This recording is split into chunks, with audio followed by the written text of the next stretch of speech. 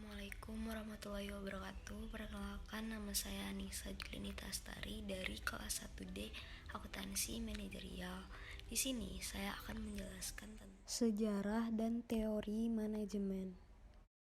Bagaimana sejarah perkembangan manajemen? Sejarah perkembangan manajemen. Sejarah perkembangan manajemen tidak jauh berbeda dengan perkembangan manusia itu sendiri. Artinya bahwa manajemen telah berlangsung sejak manusia itu berada di bumi ini, seiring dengan perkembangan dan tuntutan manusia untuk memenuhi kebutuhan hidupnya. Pada zaman purba, manusia menggunakan keterampilan dan keahlian untuk membuat alat-alat dari batu guna merealisasikan tujuan hidupnya. Manajemen berkembang dengan pengetahuan dan keterampilan yang diperoleh oleh manusia itu. Teori-teori manajemen. Teori manajemen ilmiah. 1. Pentingnya peranan manajer dalam menggerakkan dan meningkatkan produktivitas perusahaan.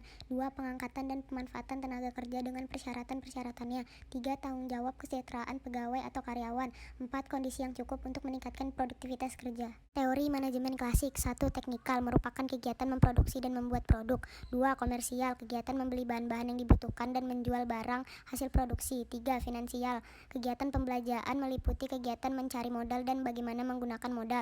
Keempat, security, kegiatan yang dilakukan untuk menjaga keamanan. Kelima, akuntansi, kegiatan mencatat, menghitung, mengkalkulasi biaya yang dilaksanakan, menghitung dan menentukan keuntungan yang diperoleh, mengetahui hutang-hutang, menyajikan neraca, laporan rugi laba, dan mengumpulkan data-data dalam bentuk statistik.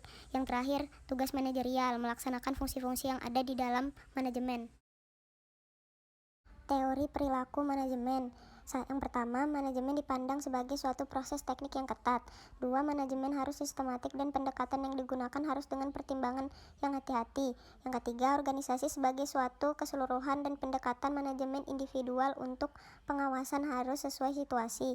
Yang keempat, pendekatan motivasional yang menghasilkan komitmen bekerja terhadap organisasi sangat dibutuhkan. Berikut tokoh perilaku organisasi: Douglas McGregor, Abraham Maslow, Frederick Herzberg, Robert Blake, Chris Egris, Edgar Schein, Francis Likert, Fred Fielder. Teori kuantitatif. Pendekatan semacam ini dikenal sebagai pendekatan manajemen sains atau ilmu manajemen yang biasanya dengan prosedur dan langkah-langkah sebagai berikut: merumuskan masalah, menyusun model matematik, mendapatkan penyelesaian dari model, menganalisis model dan hasil yang diperoleh dari model, menetapkan pengawasan atas hasil-hasil, yang terakhir mengadakan implementasi kegiatan. Analisis sistem. A. Analisis sistem pada manajemen memandang organisasi sebagai suatu kesatuan yang terdiri dari bagian-bagian yang saling berhubungan.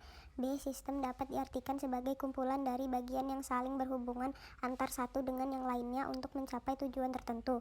C. Pendekatan sistem memberi manajer cara memandang organisasi sebagai bagian dari lingkungan eksternal yang lebih luas.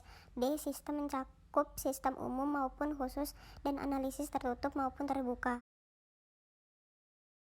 Teori kontingensi. 1. Pendekatan kontingensi berusaha untuk menyesuaikan antara tanggapan manajerial dengan peluang dan permasalahan yang ada di dalam berbagai macam situasi. 2. Dalam pendekatan ini yang dicari bukanlah cara-cara terbaik untuk mengatasi situasi tersebut, melainkan berusaha membantu manajer untuk dapat memahami perbedaan-perbedaan situasional tersebut dan menanggapinya dengan cara yang tepat. 3. Pendekatan kontingensi lebih banyak memasukkan unsur lingkungan dalam melihat berbagai permasalahan. 4. Pendekatan kontingensi mencoba memformulasikan kondisi tersebut sehingga manajer dapat mencarikan jalan keluar dari permasalahan yang ada.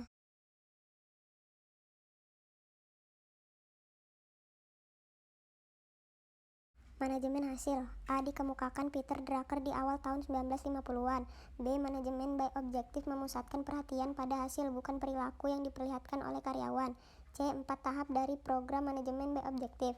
1. Membicarakan tugas dan hasil apa yang dibutuhkan. 2. Menyetujui pelaksanaan jangka pendek. 3. Berkumpul secara periodik untuk membahas tujuan.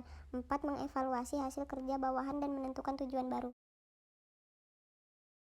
Keburukan manajemen by objektif. A. Untuk beberapa tugas MBO sulit menentukan tujuan yang tepat. B. MBO hanya akan sukses jika semua pihak mau berpartisipasi. C. MBO seharusnya tidak dipandang sebagai penyelesaian untuk semua masalah manajemen. D. Tujuan-tujuan itu seharusnya logis dan mudah diukur.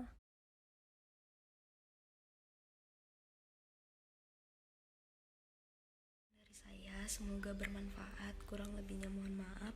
Wassalamualaikum warahmatullahi wabarakatuh.